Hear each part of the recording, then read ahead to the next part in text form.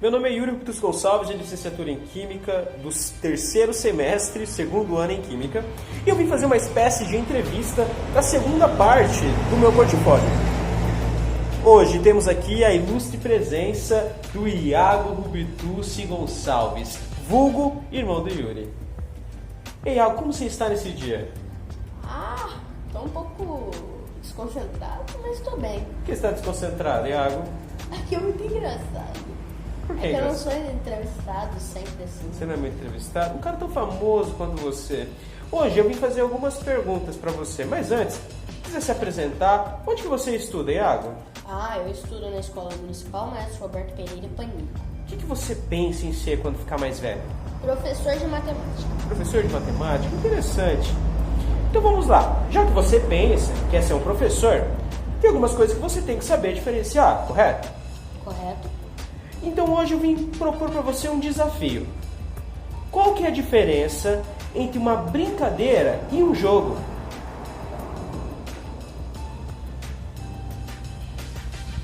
Uma brincadeira a gente não utiliza um dispositivo eletrônico, enquanto um jogo a gente utiliza um dispositivo eletrônico. Sim. Mas olha, vamos abrir um pouquinho mais nossa cabeça. Um jogo nada mais é do que regras universais, ou seja, para o mundo todo, com regras claras e objetivas que levem a um fim, correto? Enquanto uma brincadeira é algo mais regional, com regras próprias daquele local. Por exemplo, o pega-pega pode ser pega-pega corrente, pega-pega meba, mas isso varia de acordo com a região. Enquanto, por exemplo, um jogo de cartas, o xadrez, são jogos, pois as regras são claras, objetivas e de fácil compreensão e é universal. Interessante, né? Então o jogo não se restringe apenas para dispositivos eletrônicos, exatamente. Levando em consideração tudo isso, você sabe me dizer a diferença, além, é claro, da brincadeira e do jogo agora, que fica um pouco mais claro para você? O que seria o brinquedo, então?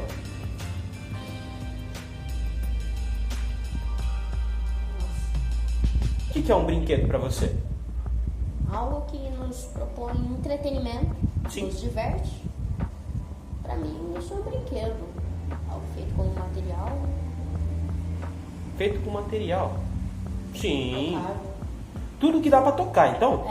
Não. Sim. Sim.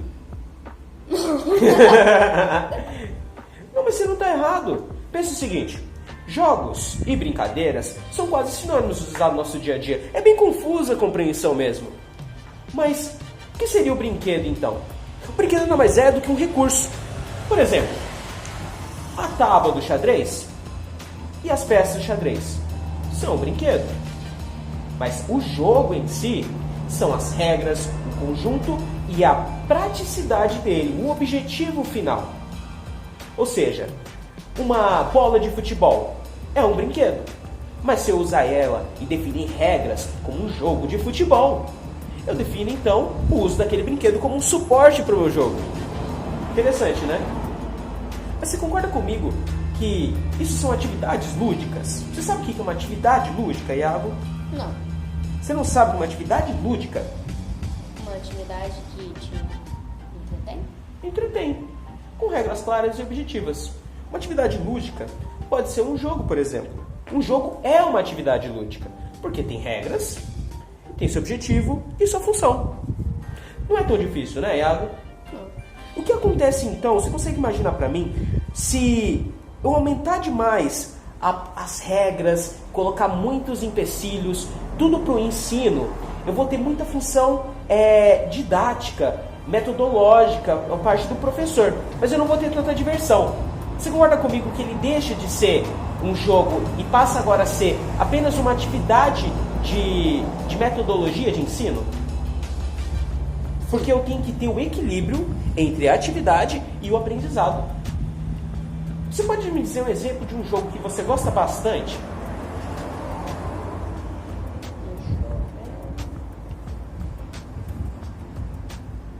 Xadrez.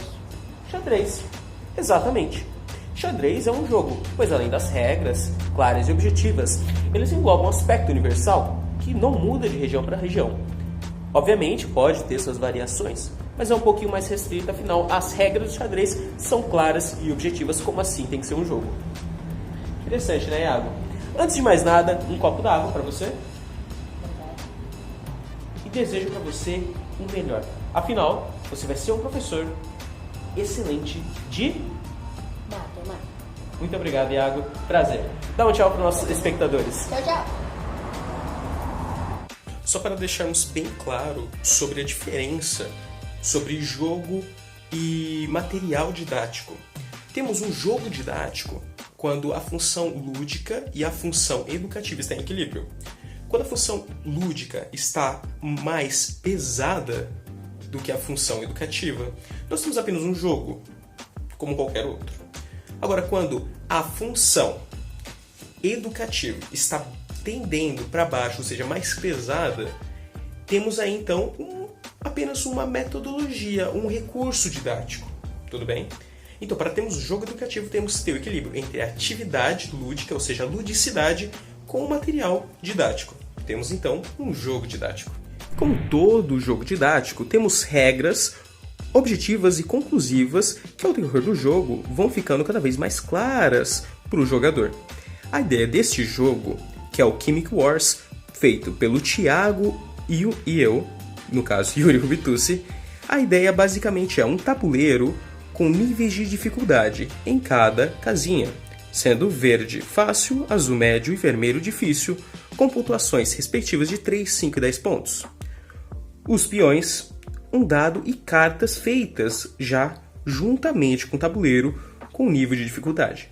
Quem decide o nível de dificuldade é o mestre do jogo.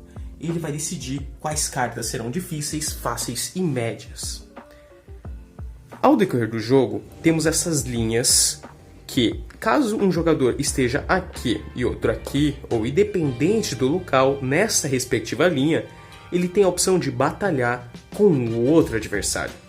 Essa batalha será decidida através deste dado. Por exemplo, um sendo eletronegatividade, por exemplo. Quem tiver a carta mais eletronegativa ganha a carta do jogador que perdeu. Perde o jogo aquele que ficar sem nenhuma carta. Caso você caia na carta, por exemplo, nesta casinha, que é o nível médio, o mestre do jogo irá ceder uma carta nível médio. Supondo que carbono seja uma carta nível médio, dependendo do nível do estudante. Ele vai colocar, por exemplo, a letra C aqui no início. Então a pessoa vai ter que tentar adivinhar com o jogo da forca. Tem direito a 3 tentativas, com 10 pontos ao total. Então, por exemplo, se ela caiu no azul, ela tem 5 pontos. Se caísse no vermelho, seria 10. Então, desses 5, a cada pedido de letra, ela iria perdendo 1 ponto por vez. E, obviamente, se ela descobrir o elemento, ela vai ganhar a carta e a pontuação, obviamente subtraída se ela tentou 2, 3 vezes, e a carta. E cada carta, no final do jogo, valerá 2 pontos. Tudo bem? Cada jogador terá, no início, 3 cartas. Qual que é o objetivo, então? Aprender mais sobre a tabela periódica, as características dos elementos. E é isso. De maneira sucinta, este é o jogo projetado por mim e pelo Thiago. Obviamente, daremos as regras para cada jogador individualmente para maior compreensão, e o desenvolvimento da partida ajuda na compreensão deste jogo. É isso.